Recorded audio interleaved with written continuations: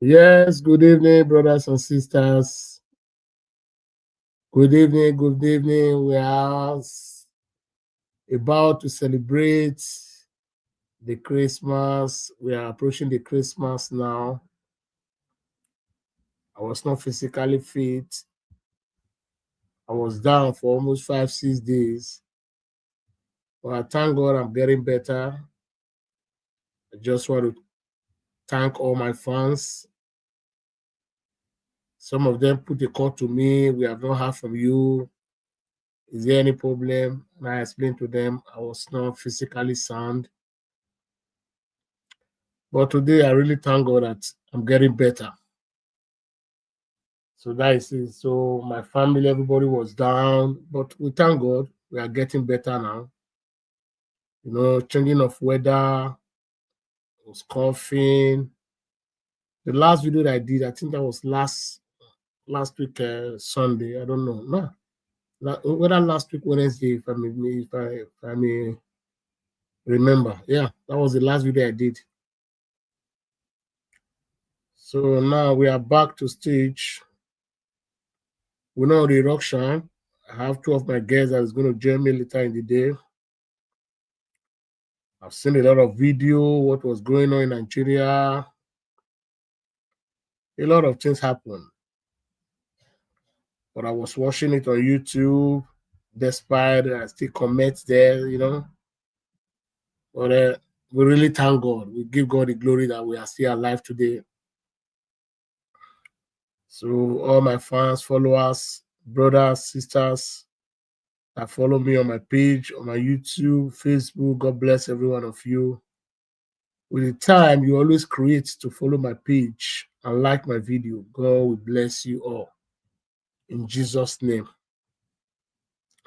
First and foremost, I would like to go and share my video to all my fans so that they should know Ogele Talk Show. I know soon I know they miss me is back on stage. Today we'll not go rush and we'll talk small. Because I never strong like that. We will talk small. How una dey now? How una dey, my fans? How una dey?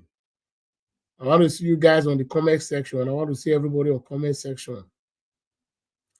Make una dey help me to share the video. Make una dey like am. Since una dey super chat me again, make una see dey like the video. Make una dey share am. I don't know wetin come happen. Super chat just stop. Nothing. Our brother account number still dey there. Mr. Timothy Osemege, the account number is pinned there. Nothing is too big. Nothing is too small for we to raise for him to buy telephone and laptop. I never see turn up. I really surprised, Sha. Life is not like that to my brothers. I know it's not easy, but nothing is too big, nothing is too small. Let's support him. He's our brother. The little you can do, do it.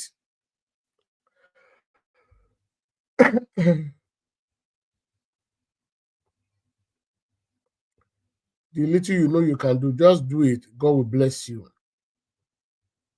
God will refill that pocket back. The pocket you bring out that money from. God will always fill it. You will never lack. Don't think if you give, you will not get. No. More you give, more you get. That is life for you. And this our brother have a challenge. He's a man with open mind. He's a man that want to fight for the nation. But he need this material. We cannot just, the man is not asking for much now. Something, at least, that will enable him to be coming on live every time. So, brothers and sisters, let's support him. As you do so, God will bless you.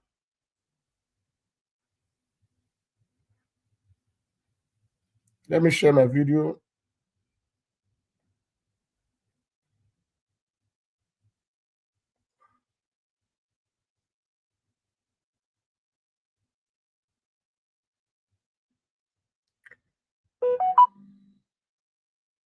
Yes, so my brother. I hear my brother Akoyo. We move.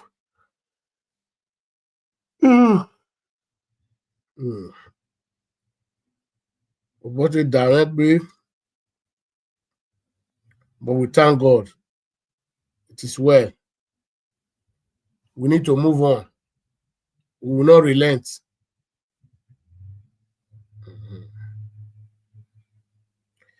When I go to subscribe to my YouTube, Ogele TV, I beg. Don't hesitate to subscribe.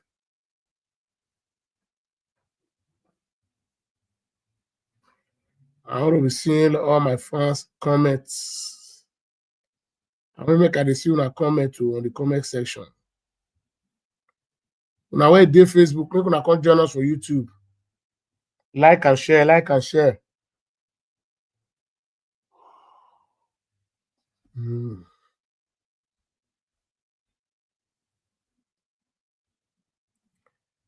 We are happy that God has kept us alive. We move, we move, we move. We are approaching other year. Other great year is coming on our way. So we need to appreciate God for everything that He has been doing in our life. God has been so merciful. God is a wonderful God. Yeah, I think one of my guests is here now.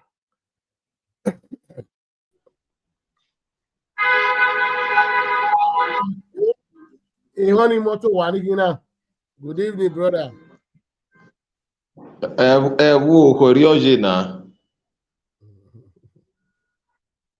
How was your day, my brother? Oh, thank God. We are just coping with the situation in this country. Yeah, you are welcome to the show today, my brother. I really miss you guys for at least about 4 or 5 days now. You know, I was not sound. But we thank God I'm back on stage. God will help you. We are back. We are back. We cannot relent.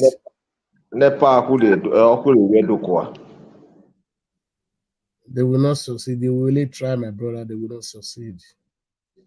You see, the hardship of the federal government, the burden of the federal government is becoming too much on the people. The people, they are crying. Yes, the burden of the federal government of Nigeria is becoming too much on the people. Life is like that. It's I believe it's what most Nigeria they wanted for themselves. Is the fact. Yes.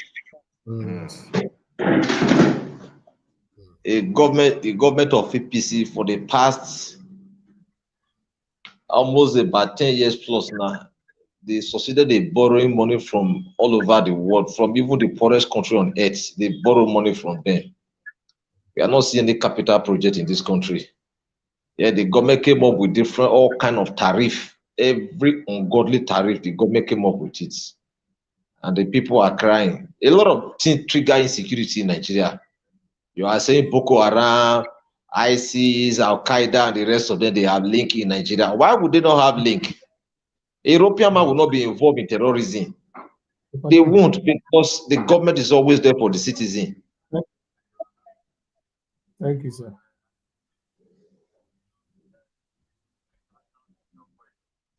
Yeah. Yeah. Let's see. One more, sir. Yeah, thank you, sir. Yeah.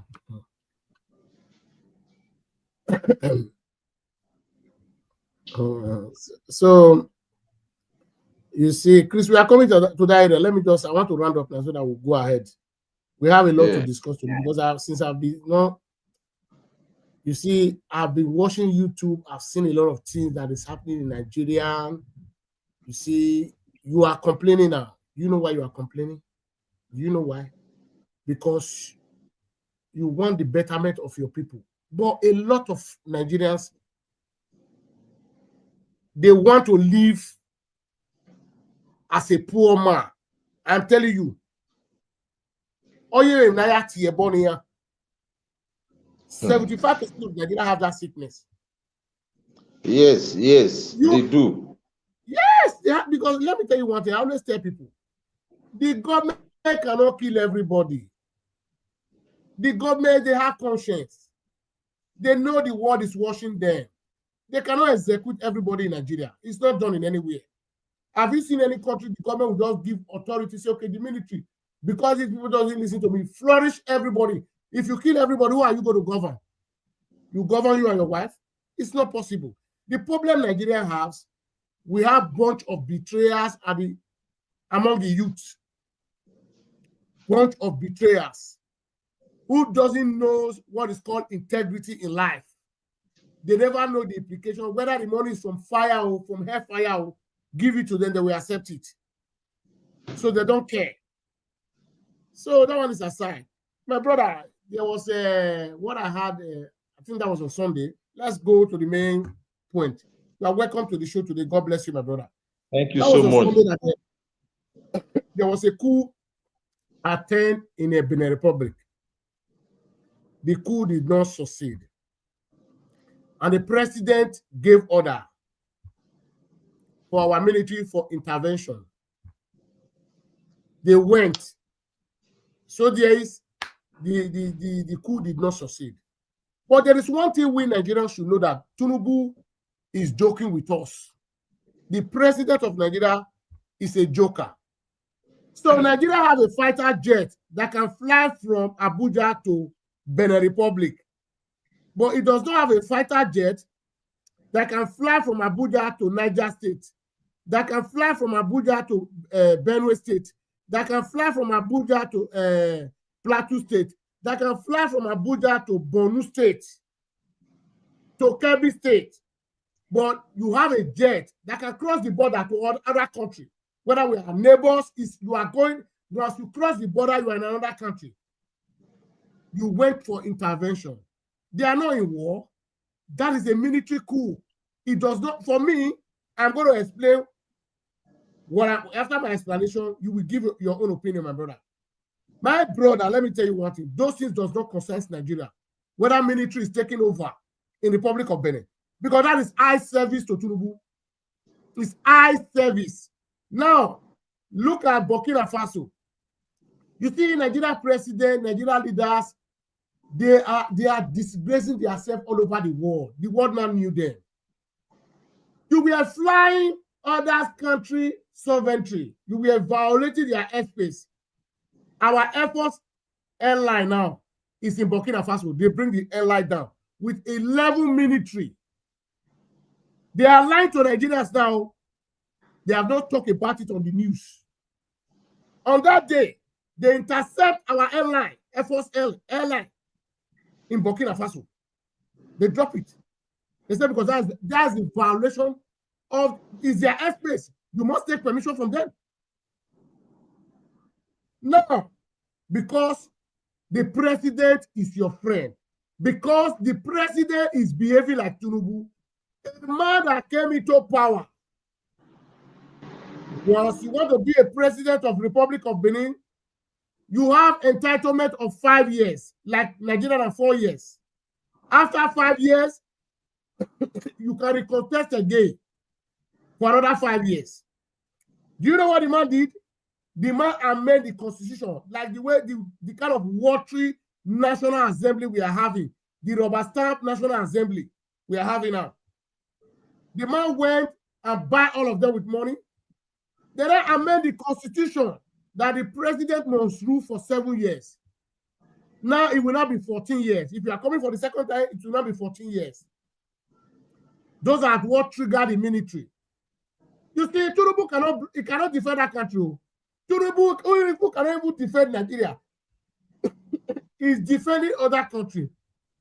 Is that not a shame on Nigeria?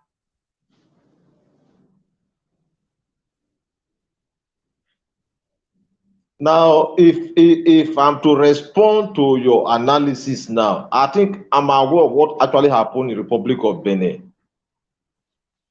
Any country or any country in the world, I keep saying it, have the right to choose the kind of leadership they want. God bless you. North Korea chooses the kind of leadership they are enjoying today. Whichever way the leadership is playing out in North Korea, the people of North Korea probably they are not complaining. The Western country must not bother themselves about the leadership style in North Korea. If Niger Republic chooses to operate a military system of government, Nigeria should not be bothered about what matter most. There is a number one citizen who direct the affairs of the state. Now, what Tinubu did is more or less like a political gimmicks.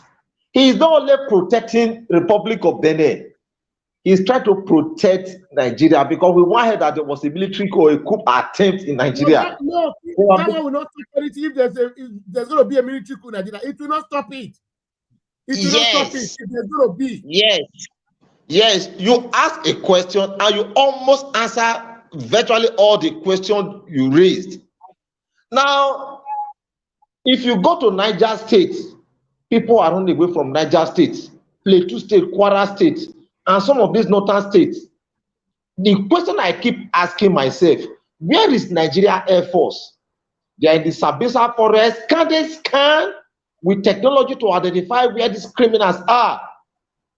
Now, people who want to make a change in government, yes, it's an unconstitutional way of leadership or constitutional form of government, military coup or whatever the name is called. Yes, democracy does not accept it. But if the people chooses to apply that as the best form of government, I think Nigeria, the president of Nigeria, have a lot of questions to answer. And I heard the lawyer saying that the action of Nigeria president is an impeachable offense. Yes. Nigeria Republic is a sovereign state. You cannot impose your leadership style on the people of Republic of Benin. When Nigeria said democracy has come to favor the people, yes, you can 100% say yes. I was on a trip not quite long now. I said the late General Sani Abacha, if he were to be alive, do you think his government would have permitted terrorism? The answer is no. If you are identified as the one perpetrating it, you will pay with your head. God knows that, and nobody will rescue you. But unfortunately, he is not God. He answered the call of nature. He is no more there. But history will going to remember the role he played in Nigeria politics, whether at the military level or the normal civil democracy or whatever the role he played. History will remember him.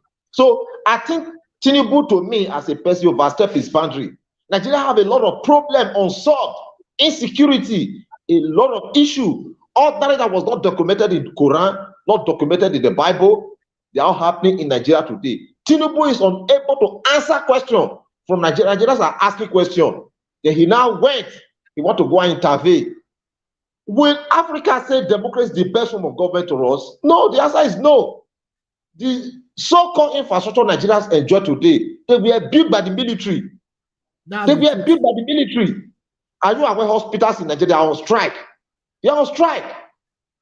When a man falls sick, now who take care of that man? Who take care of that man? I took my baby to the hospital. I was surprised. My baby was not feeling. I said, let me go take her to the hospital. When I got there, they said, no, we're on strike. For how long? He said, for the past 1 month, we'll be on strike. Now, you are intervening in another country who ordinarily you don't have business with. You want them to practice democracy. Would you say the kind of democracy Nigeria is practicing today is the best form of leadership? If we go to vote by your standard, democracy will be thrown out in this country. What we are seeing today is a shame. Nigeria democracy is a shame to the world. A country 21st century will still ring election. Elections are being manipulated. Then you are saying it's the free and fair election. You saw what happened in Edo State and some other states across the federation. We saw what happened in the presidential election. Then you want a responsible Nigerian, a right-thinking Nigerian to agree that democracy is the best form of government. Now, with the character Nigeria democracy is possessing or the leadership Nigeria is possessing today, the same Nigeria, they are saying they are bidding for a permanent seat in the international organization. It would be better the president of the North Korea become the world leader for Nigeria to be accepted in that position. The North Korea president will be made the global president. The world will be united and he will be made the president of the world for Nigeria to occupy that seat. It's not a cause. Looking at the level of inhuman behavior of our leadership, looking at election malpractice, a judiciary system that is poorly managed here, and you want a right-thinking country to accept such a country, the answer is no. I think Tinubu overstepped his boundary. The insecurity that is ravaging virtually all parts of the north today, Nigeria efforts have not been able to step in. Come to Niger Delta, come to virtually all parts of the country today. They've not been able to step in. Now you are going to another country, you want to go and create tension there. When the problem escalates, Nigeria will be a hub for another local migrant. They will start coming back to Nigeria. Then you are increasing the level of crime and criminality again in Nigeria. So I think the advisor to the president, they need to advise him better. They are not advising him well. The president is not trying. No, the just most funniest part of it, people behave like a dictator. Now, I heard that the National Assembly, that useless Akpabio, were passing a bill that who is supporting the peacekeeping in Republic of Benin, say hi. Who is not supporting, say nay. All of them say hi. Are they in war in Republic of Benin? Nigeria is a safe country. Republic of Benin is far safer than Nigeria. It's far, of course. They are not having insurgency problem. You see our leadership, you know what in it? Because Emmanuel Macron standing, go and rescue him. The Francophone countries in West Africa have said they are tired of France. France never favored them. They said democracy. Democracy, these guys have been on bondage for decades. No development, no achievement. They are like a slave in their country. It's just like, okay, now, do you know what the president of the Republic of Benin was doing? Exactly what Tinubu is doing now. Do you know the man was arresting all the opposition leaders in the country? He don't want the opposition party to grow there. Like what Tinubu is doing systematically in Nigeria now. So then, do we still have opposition party in Nigeria? Tinubu is telling everybody to APC. He's bribing all governors to APC. And you are telling me that one is a democratic system? It's not a democratic system. Nigerians are just deceiving themselves. I think about 2 days ago that Fubara left to APC. These are Tinubu plans. Tinubu don't know whether Nigeria is facing insecurity challenge. He don't know. All what Tinubu cares about is 2027. But the world is washing. That 2027, me and we know whether Nigeria really mean well for themselves or not. We will all know. Because if Nigeria turn up in March to go and vote, there is no way Tinubu can ring the election. The world is looking. The same thing. There was one question I'm going to ask you. Do you know American Congress, they are in Nigeria? You think you can deceive those people? They are in Nigeria. They even went to Benue State. When they arrived at Abuja, they were thinking that they will not go to all those areas. They said, no, we want to go there. You said there is no Christian genocide in Nigeria, but there is an IDP camp in Benue State. They went there. Those people tell their stories. The way they chased them out of the community, they burned their house, they finished most of their families members. Some of them lost their children. I saw most of the tweet yesterday, most of the senators. One of them said he can never forget the horrible thing he saw in Nigeria. So the Nigerian government, they think they can manipulate America. So that the world should not blame America before America will start their intervention. They want to do their everything grand work to see what really transpires in that country. Because our president, our leader, they lie so much. They were surprised they found them in Nigeria. They told them they are coming. They were thinking they are only coming to visit Abuja. Who tell you that? They said they are going to go around all the states that are involved.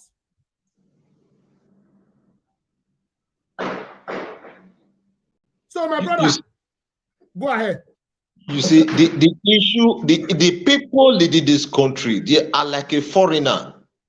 When Tinubu indicated, I'm aware that Tinubu was going to contest election during the days of Buhari. We are hearing rumor, oh, Buhari was not supporting him. Buhari was the one who brought in Tinubu. There is no amount of lie. These politicians will lie that a responsible Nigerian man will listen to. Now, what they were doing, they did everything within their power to eliminate, even within the party, those who had the intention of contesting the election. Tinubu emerged as their sole candidate. Now, when Tinubu was moving around campaigning, most of his watery campaign, he took ground the length and breadth of Nigeria. You cannot hold on to a tangible word from him. When he came to it, he said he was going to fight Yahoo boys. Yes, Yahoo boy could be the problem. But has he been able to fix the problem of this country since he came to power? The answer is no. the insecurity in the northern part of the country today, it has finally come down to the south. It has come down to the south. The Southerners are paying for the foolishness of the Hausas. There is no part of Benin you go to, you don't find an Hausa man creating one problem or the other. One would have expected that Tinubu saw it all. He saw it all, right from the days of Jonathan, right from the days of Muhammadu Buhari, down to where he is now. One would have expected that when he comes to power, it will look as if it's going to be magic. Even the late General Muhammadu Buhari, Jonathan said that, when they mentioned the name of Buhari, that he was going to be their defense spokesperson. When they declared the winner of the election, he said, within the shortest space of time, this insecurity will come to an end. He said, but it only lasts for a while. After we pick up. Now, what these criminals are doing now, they are aware that election year is coming. So what they are doing now, they are trying to create more tension. That the community, the politician will always patronize them. How can you practice terrorism within the landmass of Nigeria and you go scot-free? Before now, they were tying their faces, they were masked up. But today, it is no longer like that. They walk freely on the street. When they kill a deputy commissioner of police, they wore his uniform, put on his rank and the rest of them, and they were negotiating with the community, negotiating with the government. Now, Kanu, who probably didn't commit any offense, probably he made the statement somewhere around UK, was being sent to the prison. You can imagine the level of injustice in this country. How would you expect a responsible businessman to control his money to Nigeria economy? With all this nonsense we are saying, the government is not prepared and the government is not willing to do anything right. I just talked about electricity supply recently now. Now, an average Edo man, they are crying as a result of the meter they just brought recently. The old meter that we were formerly using was like what we call touchlight phone here, the button phone here. You know, it doesn't have data and the rest of them. And suddenly they just brought in a machine now that looks like Android phone. If you come to my house now, I won't allow you to charge your phone in my house. When neighbors are going away from the house, tenants are going away from the house, what they do, they remove the fuse. They don't want anybody to use the light until when they come back in the evening, before the light is being on again, so that everybody can benefit equitably. Now, what kind of country is that? Now, we are talking about creating jobs, building future for this country. Now, the same government of Nigeria today, the masses who probably were not part of the borrowing Nigerian government have engaged it over the years, they are the one paying for the failures of this country today. I say, come to Benin. Your neighbor will not allow you to charge your phone in his house. Electricity tariff is a problem. I was discussing with a NEP pastor and I said, look, what you guys are doing, you guys are not being fair. He said, I expected the people to march that to Akpakpava. I am quoting now. He said, I expect you, the people, the masses, march that to Akpakpava to start rejecting this tariff. BDC just brought upon Edo people. About 2 months ago, they sent a circular around the length and breadth of this city that they were going to increase electricity tariff. Probably we just think, we just had normal direct connection that we were formerly doing. But now, if you were formerly recharging monthly 50,000, you are recharging at least about 150,000 naira. You can't have access to light. The light is on. People will just switch off their light. They don't want to put on light. People are afraid because the cost is becoming too much. And I said something before, and I said, look, a man who is on 75,000 new minimum wage now, he's not supposed to have electricity supply in his house. He can't pay. How's he going to pay it? Nigeria is a problem. The people need to cry out, and the government need to listen.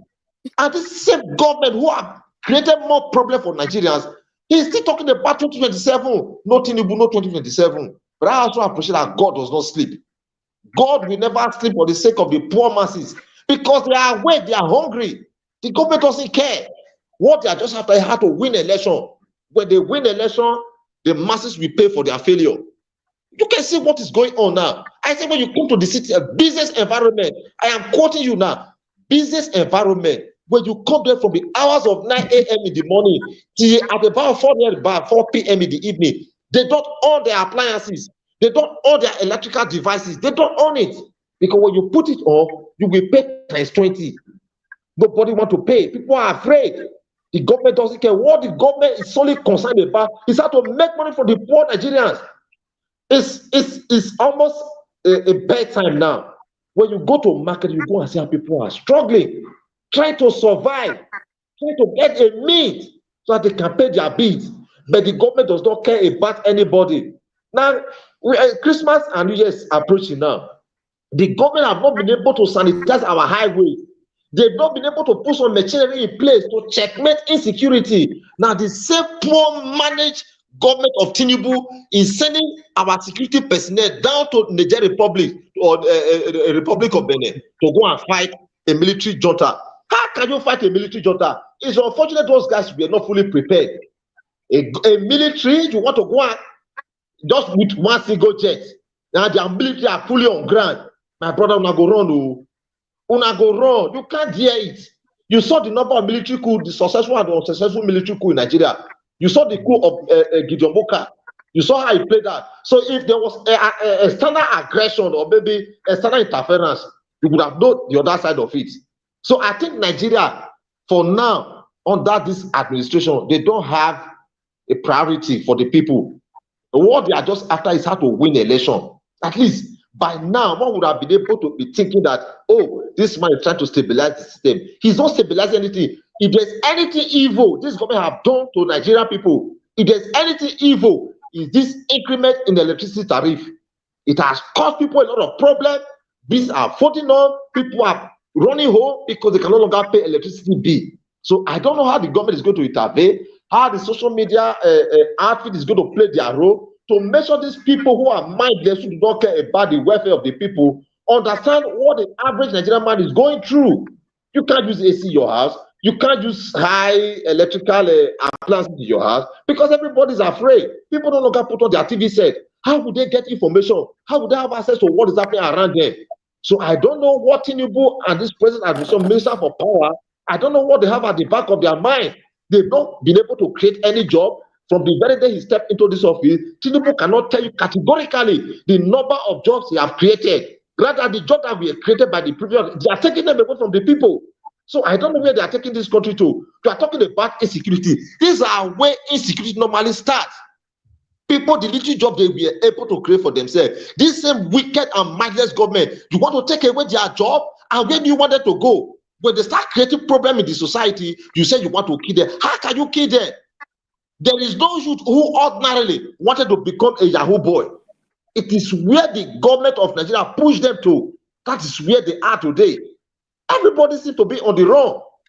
But the government and the people they are leading, everybody is on the run. Because the government is not doing what is right. When you go to some part of the city now, I have the so-called electricity supply they've given, or the electric supply they are doing now. When you go to some part of the city, they don't have light. They have diverted the light to a particular place where they are generating money, and people within that place, they are crying because they can't pay the bill. They have caused a lot of problems between neighbors. They have caused problems between community versus community. The reason is that they will tell you, me, I not get iron for us. That one get iron for us. Me, I not go green. Disconnect me. Somebody was just reporting to me recently that a particular community started disconnecting themselves from that meter. To tell you how bad it is, ask anybody who is connected with this recent meter they just brought now. I think the people need to stand up against this satanic plan of this government. Thank you, my brother. Mr. Chris, before ITV and radio has to join us again because he was here. Because network take him out again, but I know he's going to join us very soon. My brothers and sisters, the account number is still there for that our brother ITV and radio. Please, let's support him. Please, please, please, please, please. You don't take away the beg. I'm going to support this our brother. Mo do one once and for all. Okay, he's back. He's back now. So please, let's support Mr. Timothy Oserege, please, for his laptop. The account number is still pinned on the comment section. And Mr. Timothy, you are welcome to the show today. God bless you, sir. Can you hear me? Can you hear me now? Thank you so much. Ladies and gentlemen, I didn't come deliberately. I was actually, yes, I was lecturing the advantages and disadvantages of Nigerian civil service rules in a platform. So I told them I have to leave because I've already given 8:30 here, because here is my home. Paogele's platform, I value it so well. So once again, I greet everybody. Brother Chris, I greet you. Brother Chris, I greet Paogele, I salute you. And everybody that is watching from all parts of the world, I greet you all. Yari. Yeah, Mr. Timothy, there is a question I just want quickly to ask you. There was a coup plot in the Republic of Benin, where Nigeria is facing insecurity challenges in various parts of Nigeria. We have insecurity problem even in Edo State. We have they have in Kwara State, Benue State, Plateau State, Kebbi State, Sokoto State. It's almost the state in the whole of Nigeria. Now, a military was taken over Niger State. What concerns Tinubu to use our jets to go for intervention? What concerns is none of our business. But if the military is taking over from the civilian, maybe they are tired of the civilian government. Like the way Nigerians are tired of the same civilian government we are facing now. I am not there, but me, I'm tired. Me, I know Nigerians are not enjoying dividends of democracy. What is your take on that question, my brother? Mr. Timothy, what is your take? What concerns Tinubu with Republic of Benin? The network is bad. So, my brother, because we cannot continue to be supporting illegality. We don't say the National Assembly is a rubber stamp National Assembly. You could not take permission. Even stubborn as Donald Trump. We are talking about Congress. He must take advice from the Congress before he do whatever he want to do. He must go through voting. He must go through by election. He cannot just wake up today, I'm going to destroy the country, we just go. No. You see, Nigerian politicians, they don't learn. Now, America have been saying they are coming to Nigeria. Now, because there are due process they want to go through, they are still working on it. They've sent delegation to some of these world zone area. They've sent delegation, go and see what is actually happening there. They'll be doing their groundwork. The man didn't take a natural decision. Oh, I'm coming to, I'm more powerful than Nigeria. Let me just come and destroy them. No. The man is trying to go through normal procedure before he can direct his troops down to Nigeria. You see, Nigeria is the leadership of this country are carnally minded people. So they don't know the reality and the dynamics of the global politics. So they could do it locally just the way they are doing it in their own state over there. You understand? They don't care. Now, the problem Nigeria is having is even more than the entire West Africa. The problem the West Africa is having. Nigeria problem is times 10 of their problem. You are back now, Mr. Timothy. Do you hear my question before? Yes. Go ahead. Yes, I got your question. Don't worry. Yeah, I heard your question. Yes. Let me jump at it. I heard you what you said quite well before the. I think the problem Nigeria, the problem we have as a country, we are failing to recognize that we have a problem. Our people say when you want to give madman medicine, somebody that is mentally unwell, they don't get madman. Unwell, mentally unstable person, you first ask him whether he go take. So what Nigeria is busy engaging in is misplaced priority. That's it.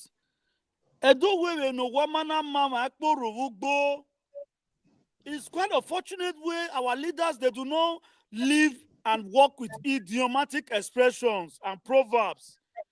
Those African proverbs, they are made for us to, to live. Timothy, this thing is very, very bad. Can you just go ahead, Chris, before it comes back? Go ahead. You see, there's a whole lot of problems. what the president is doing, I think, is, to me, is unconstitutional. It's not part of his agenda. Now, whether there is a military coup, America, in their wisdom, they've never deter any military coup in any country. The only thing they do when the government of that coup succeed, when the coup succeed, sometimes they feel like they can place sanction on that country. Nigeria never plan to sanction Niger or the military junta. We are sending Nigeria Air Force there to go and fight internal misunderstanding. That they are not at war. It's just a change of government if they do want to change. Look for a place to stay, my brother. The network will break. Go ahead, sir. Mr. Timothy, go ahead. We can hear you. Oh, me? Hello, Mr. Yes, Timothy. I'm sorry Go for ahead. that. No, but I don't know what the problem. Well, go ahead now. Yes, Go ahead. like I was saying, it's a complete. Yes, it's a complete misplaced priority for us. We face to recognize that we have a problem with. Yes, I'm talking. We have a problem with us. We are not recognizing that as a nation. So His network is very bad. Mr. Chris, let me throw you. There is a question I'm going to throw you. Do you know Benue State Governor, before this delegate that came from America and came to Nigeria? You know, Benue State was one of the main place and Plateau State that said, okay, that's Christian genocide. Do you know the governor of that state, who called himself a reverend, he was denying that there was no genocide? Those things that was the one that prompted those delegates from America said, we must go to that place. They went there and they went to the IDP camp. They hear from the horse's mouth. You are saying there is no Christian genocide in a state where, okay, just like me and you come from the same village now. Let me use ourselves as an example. We were born and brought up from the same community. Now, tomorrow, they'll go see me and you for another community. Would they spend more than 10 years for that community?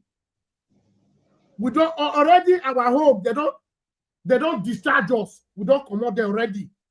But no family, nothing. None of our families existing in that territory again. If they can't ask you question, you're not going to tell them what happened for that for our former community. When you know Tamia, you must tell them. But why is Nigeria government lying? They think this Oyibo, these guys are very smart people. I think, to me, if I'm asked to respond over they call it Christian genocide. To me, I wouldn't just believe it's Christian genocide. What have been happening in some parts of the north, it was not restricted to the Christians alone. Yes, I'm aware that churches were being burnt down, people were being kidnapped within the church and the rest of them. The killing was across board, whether Muslim or believer, whatever. They were just killing this guy. They are mindless. They were just busy killing. The mass slaughter in Benue that happens last year to this time around, my brother, forget it. Will a governor will be defending those kind of atrocity because of your party interest? And you call yourself a man of God? Yes, he's in government. Sometimes he wouldn't want to just speak like the ordinary man. The former governor, Oton, the videos are out there when Oton was crying for the world, Buhari time, that the world should come and help him. They are slaughtering these people. Governor Oton was crying every day on media. Yes, I'm aware. You know, as a public officer or as a governor, you don't speak like the ordinary man on the streets. Your statements are guided. Who was Oton? Governor Oton was a governor. He was speaking to defend his people. He was voicing out. Yes. So that's the functions of the governor. Yes. He need to do. You see, Nigeria government, there's a whole lot of issues in this country. The government is not sincere. Now, on the religion aspect of it, I'm not aware most of these developed countries of the world, they talk about religion anymore. Religion ought to be a personal thing, as far as I'm concerned. Now, when you go to a community and the people of that community say, no, we do not want to plant your religion within our environment, quietly just agree. If you want to pray, you want to do your worship, do it within your room. Don't create tension so that you can live peacefully and harmoniously with them. But our people were busy. They will tell you they want to spread the gospel of Christ. Fine. There was nothing wrong in spreading the gospel of Christ. But people's life will be cut short. And one would have expected that the living one would have learned a lesson from that situation. How can you go to somewhere like Kaduna or Kano or Mediguri, you want to go and build a church? For what? For what? You don't value your life. You don't value your life. You are taking a risk. So one would have expected that the government will personally come in. Before you set up a church or a religious center, the government must give you the approval. Let the government use that medium to restrict people from establishing religious body all over.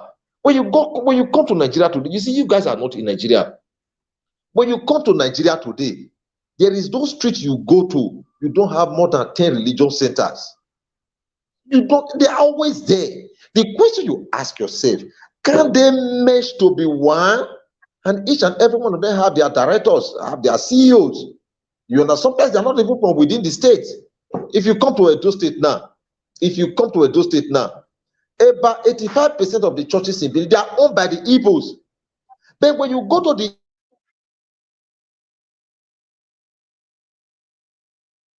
that part of the country, they don't have church in their place.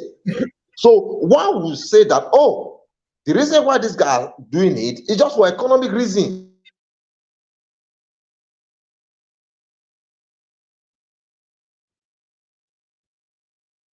Yeah, Chris. In that aspect, let me tell you one thing. Who are you to blame? I set up a church in Edo State. For what? Why not build a church in your own place? Now, when you go to the northern part of the country today, yes, there's freedom of worship. Yes, it's in our constitution. But because of security reasons, you can quietly do your prayers within your room. Do it within your house. Stop inviting this evil. We've seen them. They have attacked so many churches. They have adopted so many people. They've killed so many people. But for those of us who God has kept alive, one would have expected that we will learn a lesson. Our people, they are doing it for economic reason. That's why they will never cease getting themselves involved in some of these things. What is it? What does it call for? I have not seen a German dying because he believes in a certain faith. I have not seen an American die because he believes in a certain faith. They are just living and they enjoy whatever religion they are practicing in their country. It's like when you go to somewhere like Saudi Arabia today, you don't preach Bible on the streets. They don't allow it. North Korea, they don't preach it. The Chinese, they don't preach it. But their economy is better than you who spend 24 hours of the day. You are praying, you are all night, and when you come and lie to the public. Most of these politicians who are wreaking havoc on our economy today, wreaking havoc on Nigerians today, but they belong to one faith or the other. Some are Muslims, some are Christians. But it doesn't stop them from doing their evil. Now, Reverend Obaka, something like that, Reverend Father Obaka, I don't know whether they call it Obaka, one of these reverend, he was saying that when Nigeria were doing fasting and prayer, the Malaysia people came to Nightfall in Benin and took some palm oil, palm seedling, and planted it in their place. Today, they are contributing globally to the supply of our domestic oil, or the so-called oil. But Nigeria, who would have used that opportunity, you will see a man who is a medical doctor, a professional medical doctor, a specialist in a certain field.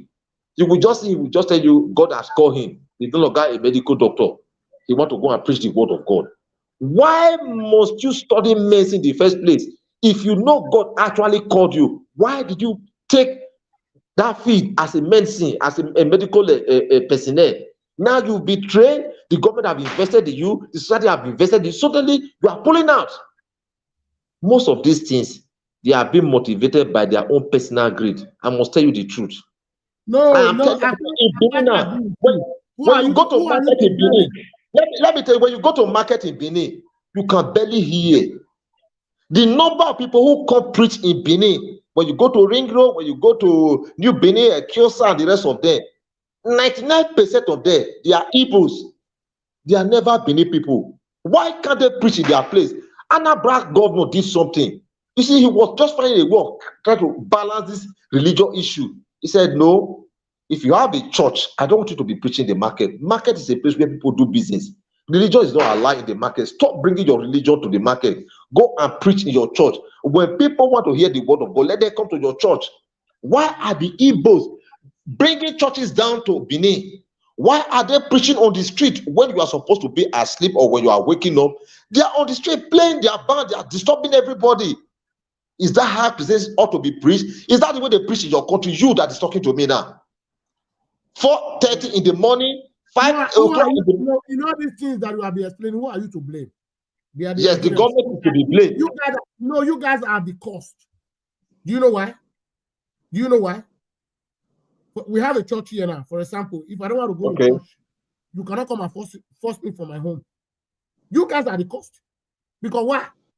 Somebody created a church. Because all Nigeria want miracle. We want quick richness. You see, any country where people does not work, they want to be a millionaire. Things always happen in that way. You don't know Nigerians, they don't work. Most Nigerians, they don't work, but they want to be a millionaire. Nigeria expect miracle money more than any other country on earth. So those guys will take advantage to extract the little you have from you and keep it to themselves. So this is what is going on in the country today. That is why you see the churches are business. It's part of it. Now, yes, the government every day. People are occupying it. Yes, the government need to be blamed. Now, when you see when government sees that, religion is what is creating problem. In the 80s, in the 70s, we were here. We never saw disagreement between the Christians and the Muslims. Now, suddenly, we started hearing pastors saying that the unbelievers, whom were they referring to? They were referring to the Muslim. Now, the car that is manufactured in Japan, China, US, and other parts of the world, and other developed, advanced countries of the world, these cars are not manufactured by the Christians. Now, an analyst once told us, I was listening, he was saying that before a car is shipped from one of the Yokohama seaport, a Hindu priest will come and make some incantation, drop some water on those cars before they are shipped outside their country. And there is no part of the world today you go, you don't see Toyota, Nissan, and just to mention Japanese car, they are all over the world. The people manufacturing this car, they are never Christians. They are not Christians, but they are successful in their own way. They are breaking new grounds in their own way. When you see a man in Nigeria, probably he's a student. He is supposed to be writing, preparing for exam, read for and prepare for exam. He will send the mother to go do fasting and prayer because he has an exam to write. One would have expected that he will go read for the exam, pass the exam quietly, and be celebrated at the end of it all. They don't do it. What they do, the pastor will tell you, come, let me pray for you. With my laying hand, you will be made the first person, you will be declared as the first class. How can you? Things like that doesn't work by miracle. Nigeria economy is the only economy run in the world by faith. You see, men of God, recently, the whole of them became an emperor. When a politician is an election year now, the people they want to see is this GO, the CEO of these congregations. And before you go see them, the politician give them money. They give them money. So they can't speak against the politician, whether they are doing the wrong thing, whether they are doing the right thing. They don't speak against them. What they are sold after is how much can they give to us? How much can we benefit from them? Are they coming to renovate my church? How many are they going to provide in my church? It goes beyond that. It goes beyond that. You want to tell me Chinese, they are not prospering. They are prospering. Japanese, they are prospering. They don't go to church. They don't go to church. When you speak like that, people will say it's an unbeliever. Who is an unbeliever? The medical doctor that is going to attend you have malaria. The mother is going to attend to you as a medical doctor. Probably the grandfather is a native doctor. Would you say because this man, a medical doctor, the father is a native doctor, you wouldn't allow him to attend to you? Or probably the pilot that is flying you, probably the man is a Hindu priest and he wants to fly. Would you say because he's a Hindu priest, you don't want to take his flight? The answer is no. What we want is what can upgrade our life, what can upgrade our well-being. Religion leaders, they cause a lot of problem in this country. Whether Muslim, whether Christians, name them, they cause a lot of problem. When we are growing up, there were some native doctors within our community. Do they key? They don't key. When you have issue, you run to them, they just tell you go and get XYZ leave, and you are relieved of that pain. They don't key. But we are made to know recently that they are not human beings. They are not supposed to live. They are unbeliever. But that same man, their harvest, their produce from the farm, you go buy from them. Did you ask the man who produce a certain produce or a certain product in the market where it's coming from, whether the man is a believer or an unbeliever? So we deceive ourselves a lot. I think it's high time Nigeria, though they started realizing it.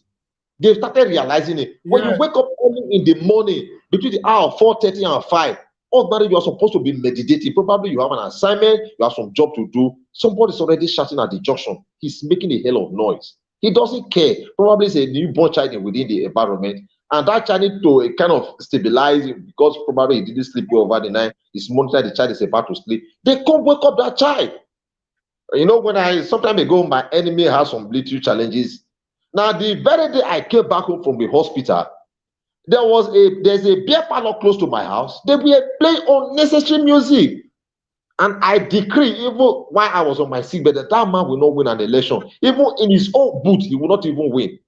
When a neighbor who was actually one of my tenants, who was very concerned about my health, he went to the beer parlor. Please, they just brought my landlord home now. He's not feeling fine. Can you please lower this music? He said, what are you now? This is he just asked some kind of foolish question. You understand? But what I just say, even while I was on my sick bed, trying to get myself back to my normal life, I just make a declaration that man will not win his unit. Actually, he didn't win his unit. One is a controversial man. His party, his campaign was just within the beer parlor. How can you work with a man who is seated 24 hours in the beer parlor? They don't have faculty. They have nothing good to offer the society. The only thing they do, they just come discuss evil, how to leech and create problem within their unit, within their booths. So at the end of the day, the result from that particular center is always cancelled because the people that they are not supposed to be living for 25th century. Thank you, Mr. Chris. It's like your network is breaking today. Can you hear me now? I can hear you clearly. Can you hear me, Mr. Chris? Yes, I'm hearing you. Can you hear me now? Okay. Yes, I'm hearing you. There is one question I want to ask you. Our governor, the sitting governor of Edo State now, Mr. Governor Senator Modoro Kpebolo, there was a video. I saw a video where he was talking that this bandit of a team, the opposition is trying to undermine the president. These are the same way they use it against Jonathan. They succeeded. I was shocked. I said, who's the opposition this man is talking about that use bad bandits and this Boko Haram to fight against Jonathan? Who were those people? So, my brother, I don't know if you can throw more light on that area because I was surprised. This governor doesn't even ask questions before he go live on media and start saying they are trying to undermine the president. People are using these bandits and Boko Haram to undermine the president so that so that the election will be difficult for him. These are the exactly thing they did against Jonathan. That what causes Jonathan to lose the election. Those state governor was saying these things. So what is your take on that matter? I just want to see, looking at his profile right from the days of campaign, I have never known him. I have never known him. Looking at his profile right from the days of campaign, the way and manner he projects his words, as a leader, you said that you don't talk like barbarians, I think personally that the government is not mature enough to discuss political issue. Honestly, he is not mature enough to discuss political issue. Looking at his antecedents, the way during his campaign, the way and manner he conduct himself. So when a man like that speaks on political issue, I think to me personally, I see it as a non-issue. The issue of Jonathan, probably some of these criminals, some of these northern leaders. No, you don't know. You don't. It's an issue. It's an issue for me. It's an issue. There are area I'm driving to, and I want you to explain because he's not telling the world that they were forcing to fight Jonathan. Who were those? Yes. You see, I cannot mention those who fought the government of Jonathan. But I'm also aware that the insecurity we saw in the days of Jonathan was a conspiracy against Jonathan. It was a conspiracy against the certain minority. It was a conspiracy against democracy. Now, if you look at Jonathan, the life he's living today is better than the life he lived while he was a president of this country. He's being celebrated all over the world today.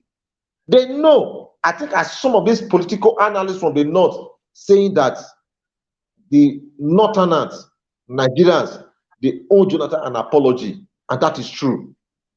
The essence of that killings then under the government of Jonathan was to a kind of blacklist his government, to tell the government, to tell the world that his leadership was not competent enough to manage the crisis in Nigeria. And the man, whichever way you see it, whichever you want to interpret it, it was the head of state, it was the president of the Federal Republic of Nigeria. He gets every security brief in respect of this country. And when he said he was going to step down, the life of an average Nigerian does not want his re-election, probably people felt, oh, this man is a weakling. No, he saw something that there would have been more terror upon the landmass of this country. The man quietly stepped aside and he allowed Muhammadu Buhari to come in. And when Buhari came in, nothing good came out of his leadership. Now, if that same formula is being applied to Tinubu's administration today, I think it's almost like what happened in the days of Jonathan. They say those who play the piper dictate the tune. We know where this nonsense, where they are coming from. We'll be seeing some list, those who have been responsible sponsoring this insecurity and the rest of them. I didn't see anybody's name who bear name from Edo State or from Niger Delta or from the eastern part of the country. We saw the names, they pasted, they were from some parts of this country. You understand? Who ordinarily, they are the one also feeling the heat. So whatever that is happening now, if Tinubu know that, oh, he's the commander-in-chief of armed forces, if he can stop a military coup or a coup attempt in the Niger Republic or a Republic of Benin, he should also do same to stop the insecurity that is facing Nigeria or Nigeria is trying to overcome today. He should do same. Now, I'm not aware that we have Nigeria Air Force. I'm not aware. It was during this coup attempt that took place in the Republic of Benin that I got to know, oh, Nigeria still have an Air Force. So if he can command and tell the chief of air staff, go do XYZ, I think they should also do same to what is happening in Nigeria today. Nigerians, they no longer enjoy peace. This democracy is a civilized system of government, but it's trying to be something else. Even in the days of our forefathers, probably who never practiced democracy, they live better. They live more organized than the way Nigerians are living today. These are not working accordingly. This is not democracy. Is it the so-called Western democracy they talk about? If this is the best form of leadership, I think it's not best for Africa, honestly. It's not good for Africa. If this is the best form of government, it's not good for Africa. The way the leadership is running this country today, you can see life is becoming unbearable. People are no longer comfortable with the system. Even the so-called democracy, we no longer have an opposition. When you speak, the government will pick you up. Yes, the whole of them must have served in one administration or the other. Their list is with the EFCC. So whosoever that comes to power will always want to use EFCC against them. So what kind of country are we living in? What kind of country? So the government of Nigeria, I think the action of the president is a misplacement of priority. He doesn't know what Nigeria needs at this particular time. It's celebration time now. What can he do? On most of this highway, on most of this road, people will be traveling from one part of the country to the other. How is he promising Nigeria they can go to their various destinations freely and come back freely without any hitch on the way? He should tell Nigerians. I drove through Benin Ekoma Road recently. My brother, that road is not motorable. That road is not motorable. Now you are telling me that we have government. If we have government, that is the road that is linking the northern part of the country and some other parts of the country. That road is not motorable. That road is just about 12 feet wide. It's not, I said, it's not even up to 12 feet. We have taken over both sides of the road. You have potholes everywhere. You can't drive. So you are telling me when you go to that road, vehicle form on both sides every day. When you go to Sapele, we see the same thing. So you want to tell me that there is government? Where is the money that is being generated? They sell our crude oil on a daily basis. How much are they selling? What is their expenses? And that, my brother, this country, they have a lot of questions to answer from the ordinary Nigerian man. Now, the excess BDC they are generating now, they should be able to tell Nigerians, this is the amount of money we generated within the period of 2025. And this is our expense, this is what we get. They should be able to tell us. They don't declare their tax, they don't declare their profit. Nigeria is a mess. Nigeria is a mess. The money coming out from BDC today, the money coming out from BDC today is enough to fund Nigeria budget. I still see Nigeria government still going to even Afghanistan, Cameroon, Niger, Mali to go and borrow money, even North Korea borrowing money from North Korea. Is that not a shame? How long will it go, Nigeria continue with this kind of nonsense? Eh? Tinubu is still soliciting for 22 billion now. He should go and borrow from Mali. Mali give out loans now.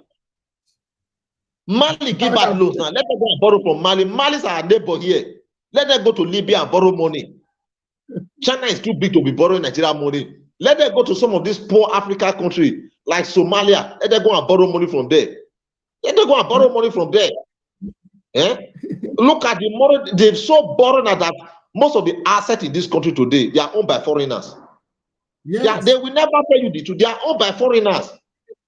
They have used the oil well in Niger Delta to borrow even for the 5th generation to come.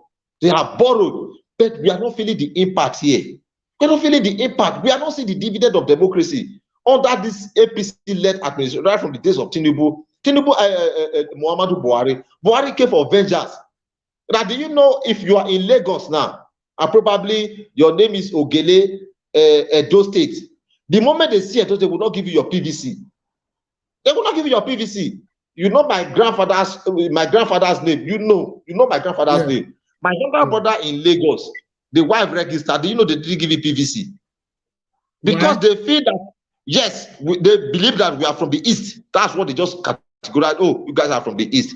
My brother said, when you are looking for an accommodation in Lagos now, and when they ask, where are you from? You must tell them where you are coming from. Probably you are from Edo. They say, no, they don't give their house. They are Igbo people. You can see how this country has degenerated into. The Hausas, the Yoruba, where they have taken this country into. So I don't really know how Nigeria will come out of this problem. We've not been able to get a nationalist who will lead this country. We've not been able to get it. Obasanjo leading this country. Yes, his government was not perfect, but he worked with the Hausa, he worked with the Yoruba, he worked with the Igbo, he worked with the Benin, he worked with all tribes of this country. When Obasanjo assumed the office as the President of the Federal Republic of Nigeria, he went out to the world and searched for the best brain from this country. And even his selection spanned out to the government of Jonathan. Some of his ministers still have to work with Jonathan. But when Muhammadu Buhari won an election, he told Nigerians that they should remain diaspora. There's no job in Nigeria. We thought probably he was going to pick his minister from somewhere. We now discover some of these people who are old cargo. We are still the people he brought in as a minister. I'm aware they just arrested the Gigi now. So they are yet to explain the reason why they arrested Gigi. Probably it's trying to form alliance with the opposition. They say, you will first work with a Baba on a corrupt finish. Oh, yeah, come. They just pick it from his house now, EFCC. And EFCC don't explain why they are picking these people. They should explain. If the man has stolen, the man should go to prison or tell him to bring the money. They don't bring the money. The only thing we hear, they have been arrested. But where is the money they stole? Where's the property they stole? The government don't care. What they're just after, how much can they lobby? You see, Obasanjo said something.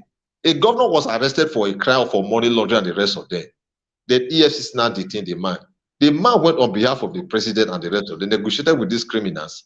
And the president, the governor, gave us some money. And the man was released. The man was released. So you can see a man who probably is asked to secure your life. The man is also a criminal. Will you get justice in such a society? The answer is no. With the way and manner election is being rigged in Nigeria, until Nigeria let to conduct free and fair election, they will never be member of that United Nations organization. They will never hold the permanency there. Until they fix our judiciary system, fix our electoral system, allow the best brain to go, the winner of the election, let him go. If they stop doing all these things, they will never smell them.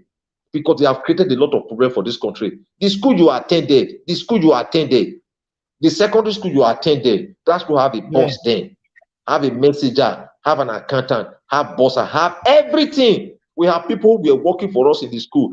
We have lab attendants and the rest of them. Today, do we still have those kind of workers in government school today? The answer is no. Where are the money that we are being paid, or the government we are paying them? Does it mean the government is poorer now, or the government was richer then? You have within the school, government own school there, you have staff quarter, you fall in love with those staff quarter. You know where AJ Bello stay now?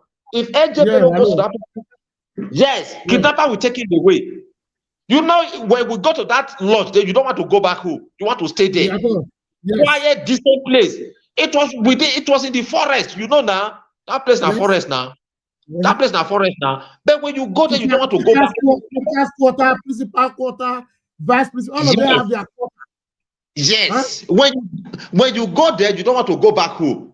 But today, if a principal is sent to that place and you take risk.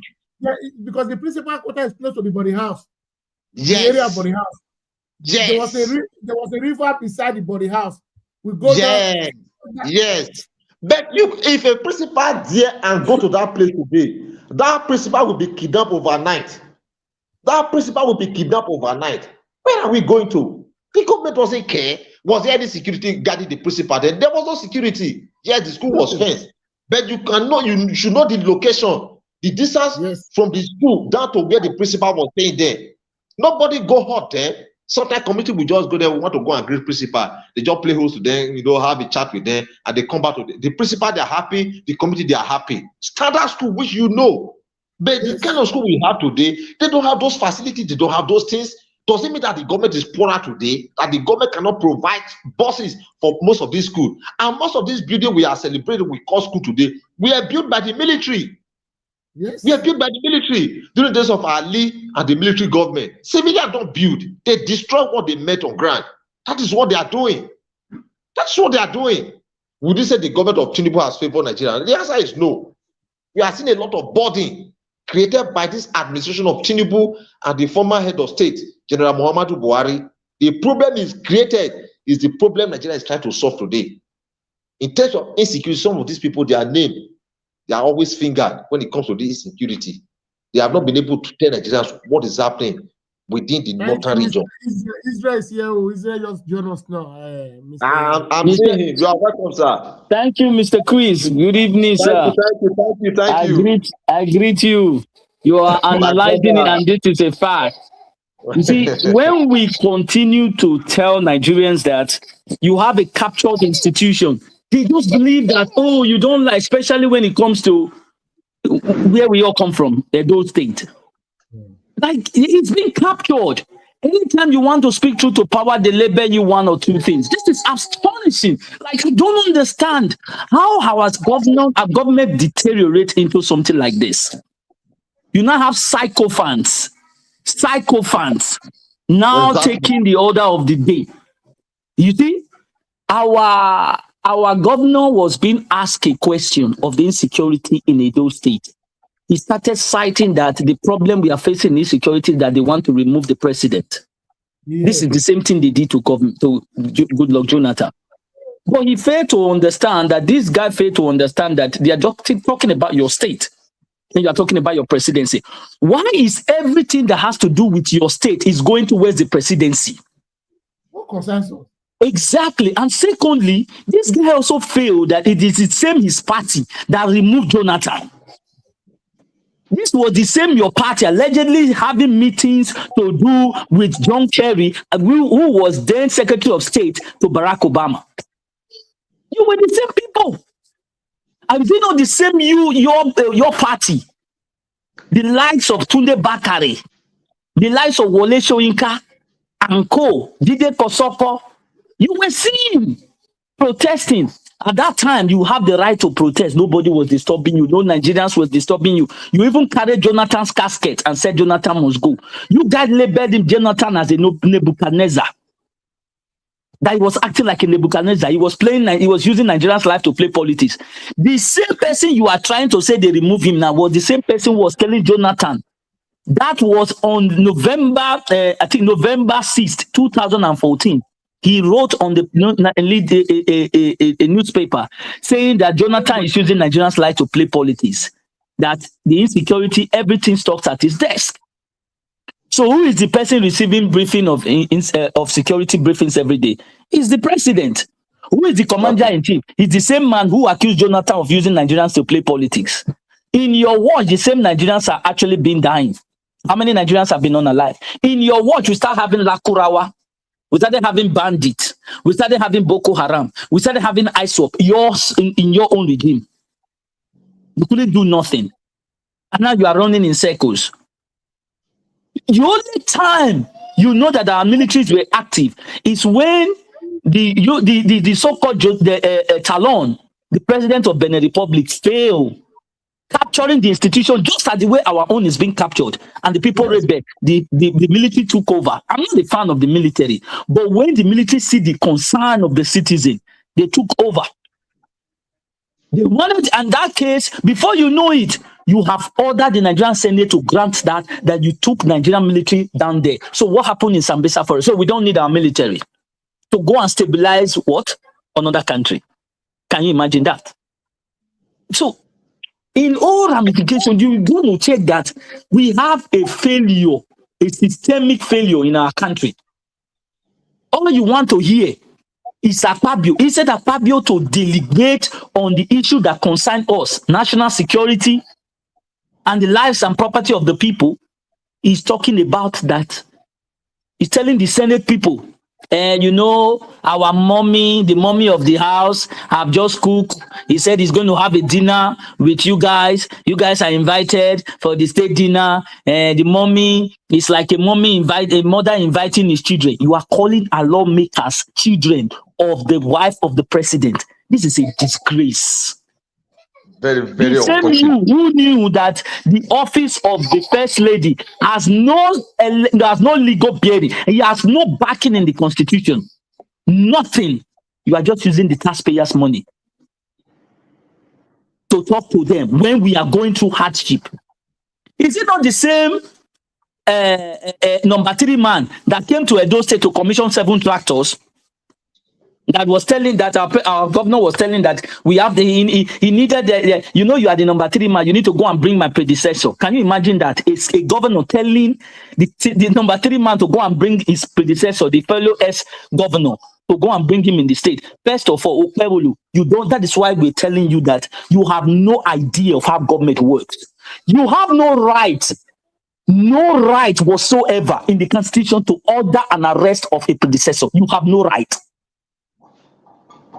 Because you are an executive power and you are abusing your power. This is what it is.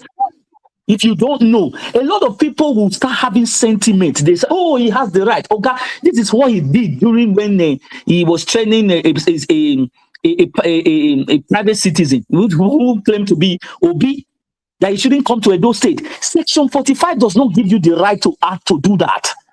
You were a senator, for crying out loud. You don't even understand how senatorial thing works. You don't even know how they make the laws. I don't even know the kind of the bills you sponsor when you are there. No, you cannot show evidence of it. These have just actually told me that you are absolutely clueless when it comes to governance. You were telling number 3.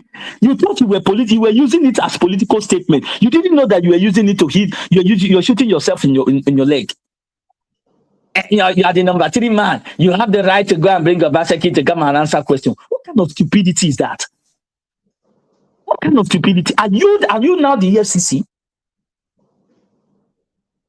Are you not the ACG? I don't what's it called? The Accountant General, Attorney General of the state. I don't understand. Like, what does this guy understand by governance? Do you actually know that before you actually arrest somebody, you have to show probable cause? You need to actually establish that. I think if you notice in that video, is even the Akpabio was even trying to school him. He said, when you want to do something, please get your fat right so we can send it to the account. Did you hear that? Did you hear that? Yes. Did you hear? Because you were not listening. You are just power drunk. And the people advising you, they're advising you into hell because you don't even know what you are sowing now. Somebody is coming to actually act. You will be accountable for what you are doing now. You forgot? The Afro CCI 250 million that you went to scam the Edo people in Glasgow. You have yet to come and tell the Edo people where did that investment went to. You have not secured anything. You were publishing it on the newspaper. It's there on the national newspaper. It's in the archive. You know why? Things don't lie. In fact, the digital age, you can't lie in it again. It's already there. 250 million Edo have secured a mega project, a mega investment. Abuna not here. 250 million Afro CCI. Guess what? It was a Yoruba woman that was in there on the website that was expected to be a state investment. Can you imagine? And the woman said, it doesn't lie, everything is there. And thanks to one of our renowned investigative journalist, melanated Ovienzo Woba. May God bless him. And when he did that investigation, it so cramped you that even the person you were trying, the Romanian man, the Bulgarian person you were trying to use as the person that was going to lead it, told you guys that you guys have no sign. There's nothing like that. You only just spoke. It's there. The videos are there. But you went with Edo State taxpayers' money. You went to Glasgow to go and lie to the Edo people.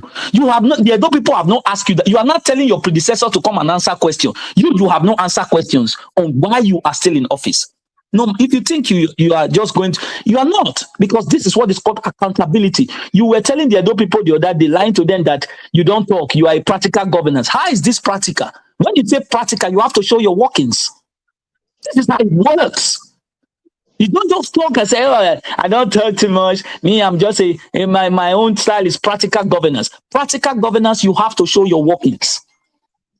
And two, the last but not the least, you up to today, you are not signing any CFO. That is the state governor, and you are calling investors to come to your state. This is somebody that have not signed a CFO up to today. How do you expect investors to come to your state? How are they safe? It's really terrible. And how are they safe? Don't look at that. They're always very sentimental. And anytime you talk about, he's doing well, Edo is shining. Are we okay in this state? Are we okay in our state? You treating the Edo people that say that 200, you said a 17-year-old acquired 14,000 acres. We are going to see a lot of land grabbers now. Exactly. Where is the 17-year-old? You can't say. You can't say the 17 years old. Where is the land? You can't tell Edo people. So you said you suspended the CFO for no reason. Before you know it, you started throwing basketballs with your Edo's manager, which is what's his name again?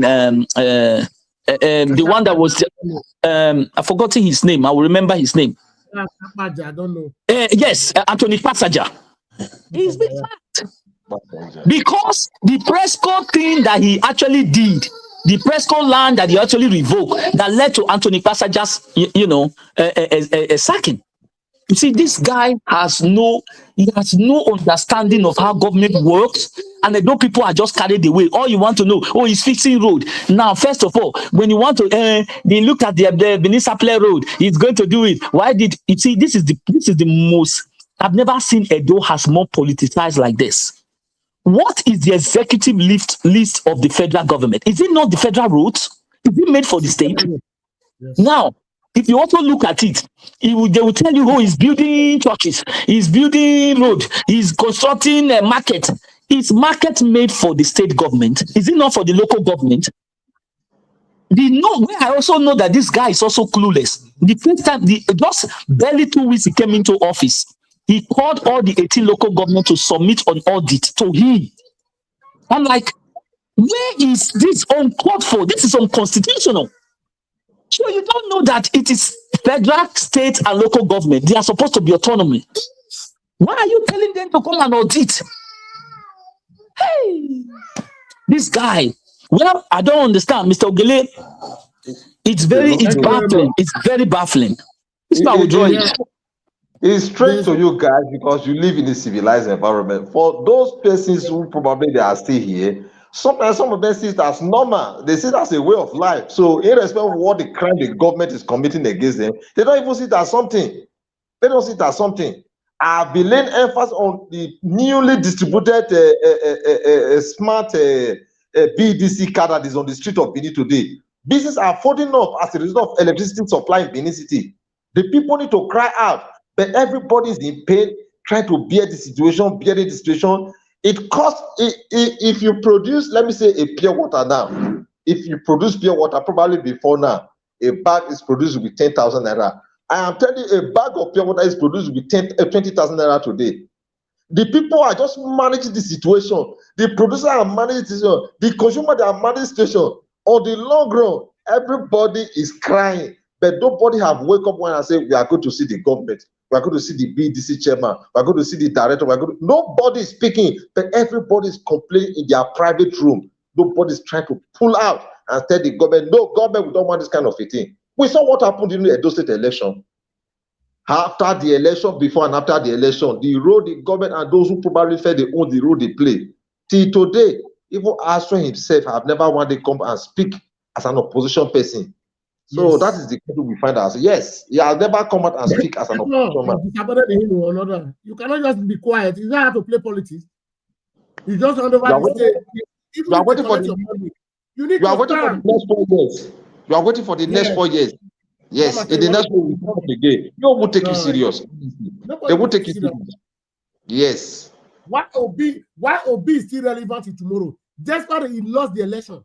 He's still countering the government of the day. He doesn't give up. Yeah, instead the role of opposition, you see checkmating the essence of the ruling party. Instead of what you are doing is wrong, like this, you will get an answer. You know, it's always on their toe. Because I always tell people, I say, do you know why I have that likeness for Obi now?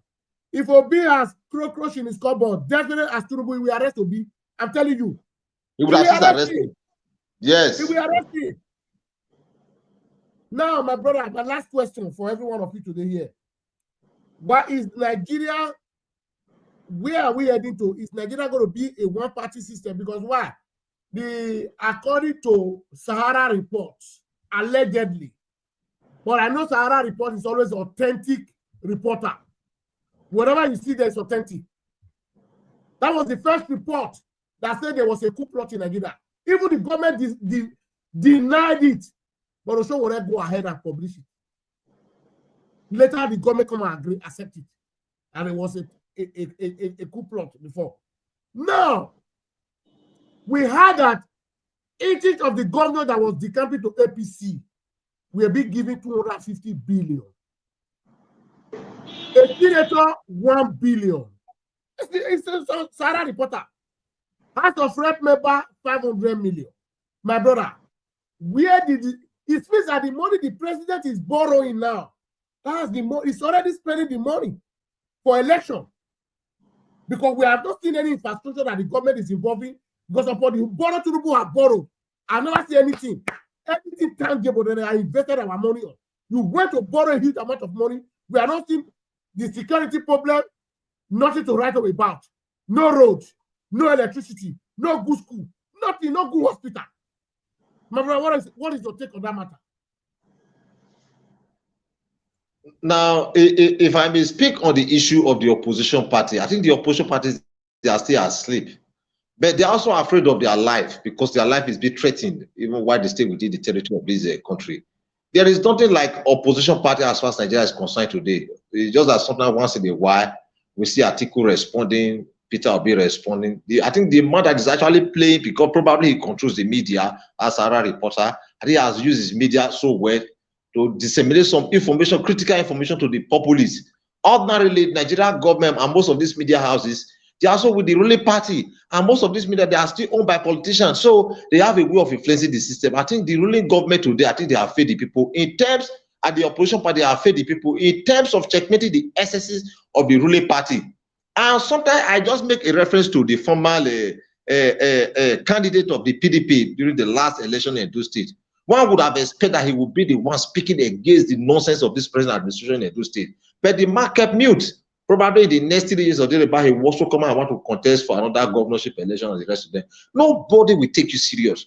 One would have expected that you are the one coordinating, managing the opposition party in the state, to telling the government what you are doing is wrong or you are doing the right thing at a particular time. But we've not seen something like that. So leadership, I think Nigeria is missing out. Honestly, Nigeria is missing out. And from the level of insecurity, I think the government is not doing anything. And for those the campaign, yes. When you give out money, when I heard that Rivers State governor discount, well, it's normal, yes. It's according to the English, they will always say that self-preservation is the first law of nature. I think the man has succeeded in getting something. Probably he didn't just come in like that. The presidency or the president must have assured him of something. If you do it like this, we will encourage you with something like this. So the man, he doesn't care, he's going to betray his, and he has already betrayed his people. So that is the kind of politics that is being played in Nigeria. Leadership of people who will see as a leader, they don't have conscience. They don't have conscience. What they are solely concerned about is what they can take home at the end of the day. If a man is privileged to serve as a governor for a period of 4-8 years, security vote alone, even if he never worked for the remaining days of his life, he can live a comfortable life with that amount of money. That is unquestionable. That is not audited by anybody. The government from the federation account is always sending that money alongside with allocation that comes to the state. But yet, these same people, they are never satisfied. They are like grave. They are never satisfied. The more you give them, the more they demand. That is the country we find ourselves. You can, when you drive through the length and breadth of Benin City today, you don't have good roads. I went to GRA today. We drove around some parts of GRA. You don't have access road. You don't have access road. You understand? So I don't know where the government is actually spending their money. Of all the money they are generating as internally generated revenue, money from the federation account and the rest of the another international donor. I don't know what they are using the money for.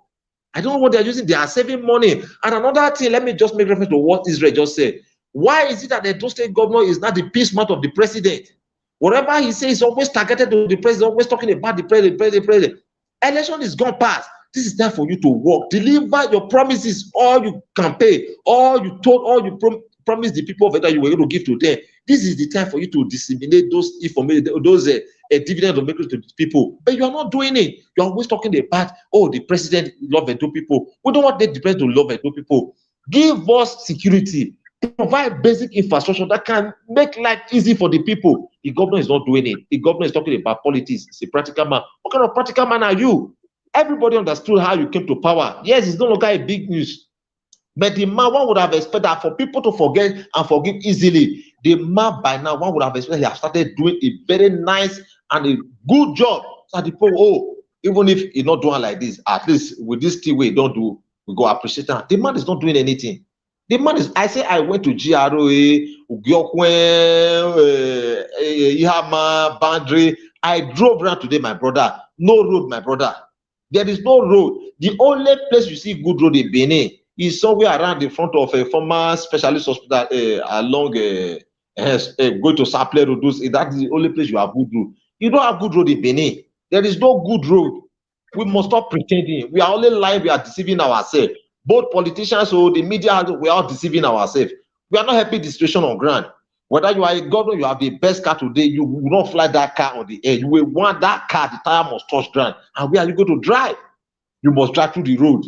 You must drive through the road. So we need to fix our road, we need to fix our security, provide opportunity for the people so that the people, once again, they can smile once again in their life. So I think that's my take. Thank you very much. Israel, what is your take on that matter? That question just now. Right. Thank you very much. First of all, like I told you that our institution has been captured. I'm not, when I say something like that, I'm not there's evidence to that. Now, when you ask that question of a one-party state, and it's actually true to that there's a business day thingy to that. It says that the Nigerian governors are decamping into the All Progressive, and this is according to the business days. They are decamping to the All Progressive Congress, the APC, largely for political survivors, access for federal resource and protection from investigation. Did you hear that? This is not made by me. It's according to the business day. So you can go and read it. The evidence that there is a money attached to it, there is also something coming. And this will also shock you because it said the evidence of fraud include the use of state institutions. Watch, oh, did I not tell you? Listen to this. State institutions to pressure opposition politicians, manipulation of defection and weakening opposition party through indecence and intimidation. Did you hear that? Yeah. Did you hear that, Mr. Ogile? So I have always tell you that we are heading towards a one-party state. And what did he do? He also highlighted that there is what we call protection for investigation. And I'll give you a direct one. Do you remember the PDP presidential candidate, the person of vice presidential candidate, the former governor of Delta State, Ifeanyi Okowa, right? Okowa. Allegedly, there are billions of money that was being accounted for in the state. It turns out that he was using allegedly for his campaign. But at the end of the day, his matter was brought to the EFCC. Did you hear them? Do you hear anything about the investigation anymore? Where is he now? Where is he now? So he's in the APC, right? So let's go to, of course, that one is already in the party. So he said, when you join our party, your sins are what? Forgiven. Even the one Ododo should be the one that will be saying, please, let's investigate who? Yaya Bello. So where is Yaya Bello today? He's still walking in the street of Kogi. This is the same person that was allegedly going to be arrested by the Economic and Financial Crime Commission. Someone, a governor, a sitting governor, drove from Kogi with his entourage to pick him up. You saw it? Yes. There is an institutional capture. Listen to this. State institutions include electoral bodies. Security agencies are accused of being used to intimidate opposition party. Did you hear it, sir? It's not from my mouth. These are evidences. The reason this is how they've played our politics, the reason why you are seeing our governor shouting 2.5 million votes is for political relevance, because he himself knows that it's not of irrelevance. Let me also tell you the reason why he's suppressing his predecessor. I'm not a fan of any government. I believe that, like I always tell you, we will always support anybody, whether you are black, white, or red. The only thing is what we need is the dynamic at which you use in cultivating that governance. That is what we like. That's what we want. Of course. Do you know that? Yes. Do you know the reason why he's trying to tell you that it's Obaseki not to come back? Because he feels right now, as we speak, the polling is really high for Obaseki in Edo State. I'm telling you for a fact, Obaseki polling is polling 85%. Yeah, that's true. That's true. It's shocking, Mr. Chris. Do you know that we are actually watching the poll? You see, Edo people don't get this. This is why we tell you that we do not care if the cat is black or white, as far as it can catch his mice. The more you are calling him names, the more his projection is going. Asat, do you know before he started doing his whatever he called it meet and greet or something? Obaseki was polling 66%. Obaseki was polling 66% in Edo State. As at that time, he was still getting these back. As at now, presently, I'm telling you, Obaseki has been pulled to 85%. It's not done by me. This is not done by me. These are done by researchers. These are people who are actually doing the pollings.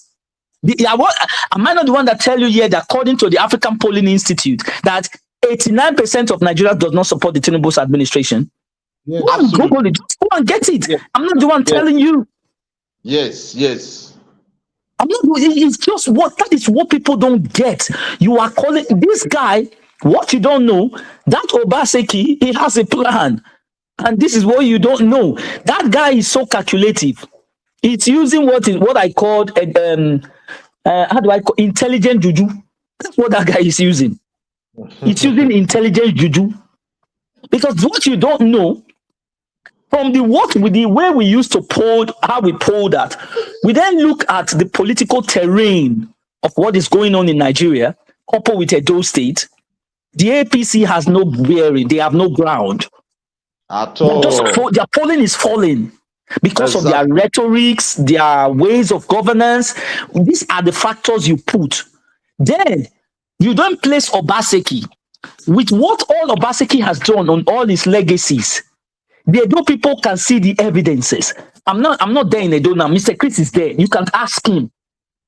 If what Obaseki did is not pulling weight in Edo as we speak, now, up to the couple of what happened just transpired, the incident that transpired, do you know that thing lights him from 66 to 85? Oh, yeah. What a sharp. You see the way it's sharp. And what we are even guessing is that I think he's looking at that political party. I think he's eyeing that ADC. Yeah. Do you know that the ADC is also gaining ground? Don't be surprised. Ogele, Mr. Chris, mark my words. If the projection, what we are doing is right, the ADC will be gaining momentum from January and February. Yeah, I know. Mark my words. There was a flag up in Benin last week. Now, you see, I'm not there now. I am not there. I am telling you guys, like, this is the poll. This is what the poll is rating. Yes, you are correct. You are correct. This is what the poll is rating. I am not. You see, the point is that Edo people are just captured. They wanted to use this traditional institution and things to capture the Edo people, but it didn't work. And this is what the whole problem is. You see, we are actually monitoring them. There are people on ground who are just monitoring and they check what is going on. If you go to Edo now, how they got it, if you go to Edo now, out of 10 people, 8.5 will speak on Obaseki's good. Exactly. Because yes. You see, this is what they don't know that is good. That is why this guy is trained in and is very calculative. We were shocked the way he was moved, the way he's moving. Because from 66, he moved on because they wanted to suppress that 66 to like maybe 40, 20, so that would then remain there. They will end this political gain, a political career. Ogele, I can tell you now, that's it. It has boomerang. It has boomerang. Don't be surprised now. That ADC, they will be eyeing him. I don't know. This is just my own projection. It's already inside. Yeah, no. Okay. I am not there. Mr. Chris, you guys are shocked now. These are the things that they are used. These are the things that they use to match the opponents. I said Oyegun is there. Yes. Is already there. Let me tell you. A reliable source in those states. Okay. You see? We were the same member. They say, even before he even left. Okay. Do you know why? They have practiced on ground already. Okay. I did, yeah. You know why I'm talking? You know why I'm saying this thing? Because people don't know that. See, some concerned Nigerians in diaspora, they are already doing a survey, and that thing is already working. I'm telling you for a free that this thing I'm telling you now, take it or leave it. March, January, February, you are going to see the ADC moving in fast pace. Exactly. Yes. Nigerians are angry. Because I told you. You see, if there were people who were connecting the dots, if this guy would have been the best governor so far, which is this current one now, he would have been the best governor if he had sealed his mouth and just walk with what this Obaseki has put in place. You know, government sets like what is called enabling environment. Yeah. This is what the Obaseki administration was focusing. He was trying to focus on the predecessor, thinking he was going to be the man he was bringing. It boomerangs on him and it ended up to Okpewolo. Okpewolo would have used that leverage to build on top of what this guy has produced. He was just talking trash and thereby denigrating his own government. And this is what, and now it has showed the Edo people then that he's not capable. This is how this thing became flying. And when Obaseki started talking, my brother, the polling was going as much. That is when he moved. I said it was a sharp increase. If you are somebody who does statistics, you are going to understand what I'm talking about. Just put it. The question was too there. If you see the way the meeting was moving, so 85. If there's not take it has even increased because the more they are singing with him, the more his popularity grow more because that guy laid a good foundation, but they are not getting it. And this is why I tell this guy he's clueless. If I was him, I would have been. You see, he would just be. They just. Oh yeah, as we said, oh yeah, man, why bed in we don't love you. Can you give somebody a monka phone? No love ye or you see, this is your problem. This is your problem. I mean, this is where we are now. And as we speak, he's just talking. This is the way he was talking the other. I just watched that interview. You are telling a journalist, let's bet it. Hey, governor. You are telling the journalist, let's bet it. You should look at his background, where he's coming from. When you say somebody is clueless, like, where did you even get that from? Let's bet it. You want to bet? That was like there is a man in my community, Mr. Christo. Anytime I see the governor, His Excellency Governor Modi Okpewolo, I see Muhammad Igbe. There is no difference between him. His behavior is. To be honest, to be honest, this guy would have been the best governor. He would have been the best if he had used that what he found there. If he had used it and if you actually understand it, you see, they would have been rubbishing Obaseki today. I swear to God Almighty. They will rubbish Obaseki, but he was just too clueless. And that was why the last time Obaseki spoke, he hinted on something like that. He hinted on it. That is why I see when somebody is talking. That village boy is telling him not to come. You see, not even it's not about that. You see, this is why when people are speaking, don't look at, just watch the line. Try to always jot something down and then use it to compare things. When they are doing this thing, it looks like they are putting puzzle. You see the way this, you like. See, our politics has grown more than it's now. They don't know that it has. It used to be all those one where we will go the event for what do you do? What do you do? It's gone more than that too. Do you know that our politics have now shifted? That even the diasporans have a say in Nigeria and Edo State today. Yes, that's true. It was the Edo people who started this whole thing. It was during his time. He started. That's why I told you that this guy is using intelligent juju. Wow. You see, and that is exactly what he used for. And look at them now in tomatoes. They'll shift from here, sack this one today, bring this one in, sack that one today, bring that one in. Garbage in, garbage out. You can't use the resources that was laid for you. Let's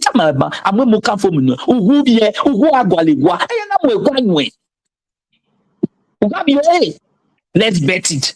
A governor. Let's bet it. Will you bet? Will you bet? Can you imagine? Even that one was laughing at you. You don't know why he's laughing at you. The governor is you cannot address Edo people. Address them. Talk to them. There are ways as a governor you talk. You don't just speak anyhow. Otherwise, you start losing step. You started going from insecurity. Instead of you to talk about what is happening in your state, you went to the federal. This is why they want to remove Mr. President. They will not come back out. What concern the president right now? He has never prepared for that office. He came in by accident. So whatever output you are seeing today is as a result of he's not prepared to become a governor. His suddenly just became a governor. Mr. Chris, yeah. Governance does not change. It does not move like that. Do you understand? This is how it works. You see, in as much as Edo people want to say he didn't win the election, he didn't obviously win you. But even the polls at that time, let me tell you for whole heart now, I'll give this one for you cheap. Because whenever they're working on things like that, I'll just watch. The polls was not even on his favor. It was not on the APC favor at that time. It was a 60-40 at that time. It was always on the PDP side. Because of, let me tell you the reason why the PDP, because of their moderate governance. They saw yes, Edo people and in Nigeria have always seen the APC to be on the own, like, let's do it. They've always used that rhetoric.